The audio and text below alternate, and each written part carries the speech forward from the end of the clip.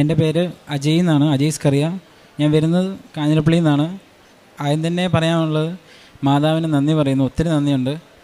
ഞാൻ അടുത്ത ആഴ്ച ജർമ്മനിക്ക് പോവാണ്. അപ്പം എനിക്ക് ആദ്യം എങ്ങനെ പറഞ്ഞു തുടങ്ങണമെന്ന് അറിയത്തില്ല. എനിക്കറിയില്ലായിരുന്നു, കൃപാസനത്തെപ്പറ്റി തന്നെ എനിക്കറിയില്ലായിരുന്നു. എന്നോട് എൻ്റെ ഒരു ഫ്രണ്ട് പറഞ്ഞു, നീ പോകണം, തീർച്ചയായും പോകണം, നിനക്കതിൽ നിന്ന് മാറ്റം ഉണ്ടാകുമെന്ന് പറഞ്ഞു. ഞാൻ വന്നു. അതിൽ നിന്ന് എനിക്ക് ഇതിവിടെ നിൽക്കാൻ തന്നെ കാരണം ഇവിടെ വന്നുകൊണ്ട് തന്നെയാണ്. എക്സാം ജർമ്മൻ പഠിച്ചു, എക്സാം ഡേറ്റ് എടുത്തു, 4 എണ്ണം എഴുതി. ഫസ്റ്റ് അറ്റൻഡിൽ തന്നെ 3 എണ്ണം കിട്ടി. അത് ആദ്യം 3 എണ്ണം കിട്ടാൻ തന്നെ കാരണം ഞാൻ ഇവിടെ വന്ന് പ്രാർത്ഥിച്ചു. ഉടമ്പടി എടുത്തിട്ടാണ് പോയത്. ഉടമ്പടി എടുത്തതിന് 2 ആഴ്ച കഴിഞ്ഞിട്ടായിരുന്നു എക്സാം. 2 ആഴ്ച കഴിഞ്ഞ് എക്സാം എഴുതി. ഫസ്റ്റ് അറ്റൻഡിൽ തന്നെ 3 എണ്ണം കിട്ടി. അപ്പോൾ ഒരെണ്ണം കിട്ടിയില്ല. എനിക്ക് അത്രയെങ്കിലും കിട്ടിയല്ലോ എന്നുള്ള സന്തോഷമായിരുന്നു. അത് കഴിഞ്ഞ് പരീക്ഷ എഴുതാനായിട്ട് ഒറ്റ പ്രാവശ്യം എഴുതാനുള്ള പൈസ എൻ്റെ ഉണ്ടായിരുന്നുള്ളൂ, ഒന്നാമത്തെ കാര്യം. അത് കഴിഞ്ഞ് ഞാൻ പരീക്ഷ എങ്ങനെ എഴുതും എന്ന് ആലോചിച്ചു. വീട്ടിൽ പപ്പായ്ക്കൊരു ചെറിയ കട മാത്രമേ ഉള്ളൂ, അവിടെ കച്ചവടം വളരെ മോശമാണ്. അപ്പം എങ്ങനെ പൈസ ഉണ്ടാകും എന്നോർത്തു. പഠിപ്പിക്കാനൊന്നും എനിക്കറിയത്തില്ലായിരുന്നു. ഞാൻ എന്നിട്ട് ജർമ്മൻ പഠിച്ചതല്ല, എന്നാൽ പഠിപ്പിക്കാം എന്നോർത്തു. പഠിപ്പിക്കാൻ പോയപ്പോൾ ഒരിടത്തും കിട്ടുന്നില്ല.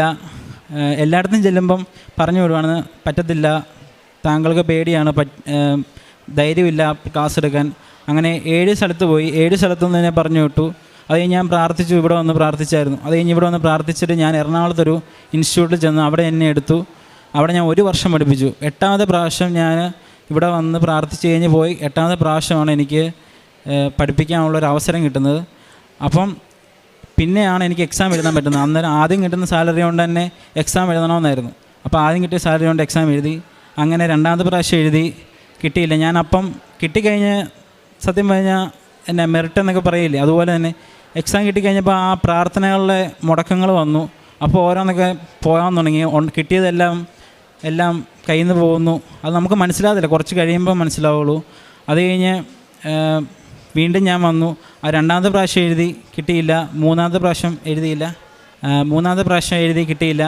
പിന്നെ ഞാൻ ഒത്തിരി സ്ഥലത്ത് പ്രാർത്ഥിച്ചു, കിട്ടുന്നില്ല. അപ്പോൾ എന്നോട് പറഞ്ഞു, നീ കൃപാസനത്തിൽ പിന്നെ പോയായിരുന്നോ എന്ന് ചോദിച്ചു. ഞാൻ പറഞ്ഞു, ഇല്ല, പോയില്ല. നീ പോകണം, നീ പോയി ഒന്നുകൂടെ പ്രാർത്ഥിക്കാൻ പറഞ്ഞു. ഞാൻ അതിന് 5 പ്രാവശ്യം തൊട്ട് 3 എണ്ണം അടുപ്പിച്ചെഴുതി. എന്നുവെച്ചാൽ 1 മാസം തന്നെ 3 ദിവസങ്ങളിലായിട്ട് 3 എണ്ണം എഴുതി. അതിന് ആദ്യത്തെ 2 എണ്ണം എഴുതിയപ്പോൾ എന്നോട് പറഞ്ഞു, ഇവിടെ നിന്ന് പ്രാർത്ഥിച്ചിട്ട് പോകാൻ വീട്ടിൽ നിന്ന് പറഞ്ഞു. ഞാൻ കേട്ടില്ല. അത് കഴിഞ്ഞ് 8ാമത്തെ എഴുതാൻ പോയപ്പോൾ ഞാൻ ഇവിടെ വന്ന് പ്രാർത്ഥിച്ച് ഇവിടെ നിന്നാണ് എക്സാം എഴുതാൻ മുംബൈക്ക് പോയത്. അവിടെ ചെന്നു, എക്സാം എഴുതി. അറിയത്തില്ല, പ്രാർത്ഥിച്ചുകൊണ്ട് ഇവിടെ വന്ന് പ്രാർത്ഥിച്ചതിൻ്റെ ശരിക്കും വ്യത്യാസം അറിയാനുണ്ടായിരുന്നു. ഞാൻ പഠിച്ച അതേ സാധനം തന്നെ വന്നു. ഞാൻ അടുപ്പിച്ച് എഴുതിയ 3 എക്സാമിന് ഒരേ ക്വസ്റ്റ്യൻ തന്നെ എനിക്ക് ചോദിച്ചത്. അത് ഞാൻ 3 എണ്ണം അതേപടി എഴുതി.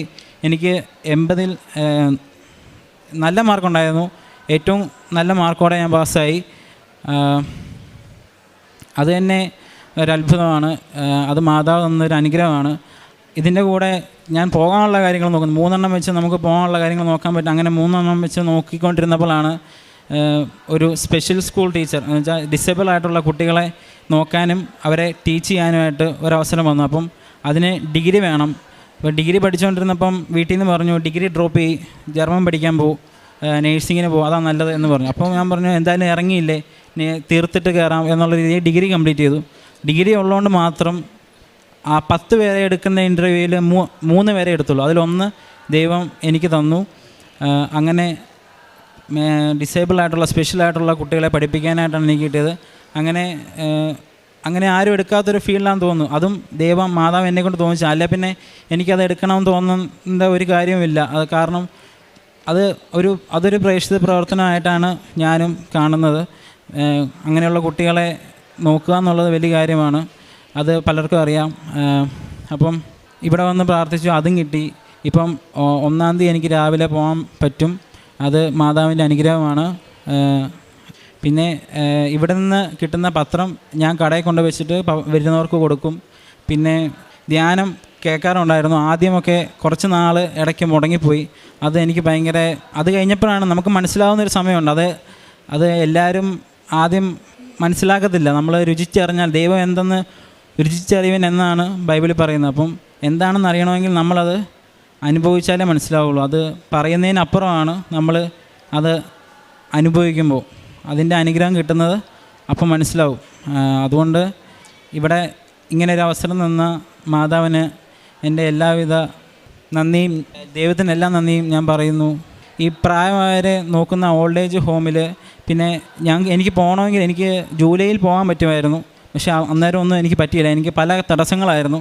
അപ്പം 200 മണിക്കൂർ ഇങ്ങനെയുള്ള കാര്യങ്ങൾ വർക്ക് ചെയ്യുന്നുള്ള ഒരു സർട്ടിഫിക്കറ്റ് വേണം. ഇതിനു വേണ്ടി കുറേ കാര്യങ്ങളുണ്ടായിരുന്നു. അതിനുവേണ്ടി ഈ മേലാത്ത കുട്ടികളുള്ളതും ഈ ഓൾഡ് ഏജ് ആയിട്ടുള്ള കുട്ടികളുടെ അടുത്തൊക്കെ പോയി ഞാൻ ഒരു 2 മാസത്തോളം അവരുടെ കൂടെയായിരുന്നു. പിന്നെ പള്ളിയിൽ എല്ലാ ദിവസവും എല്ലാ ആഴ്ചയിലും മുടങ്ങാതെ പോകാറുണ്ട്. ഇതുവരെ ഇവിടെ എത്തിച്ച എൻ്റെ മാതാവിന്, കൃപാസന മാതാവിന് എൻ്റെ എല്ലാവിധ നന്ദിയും, ഒരുപാട് നന്ദിയുണ്ട്.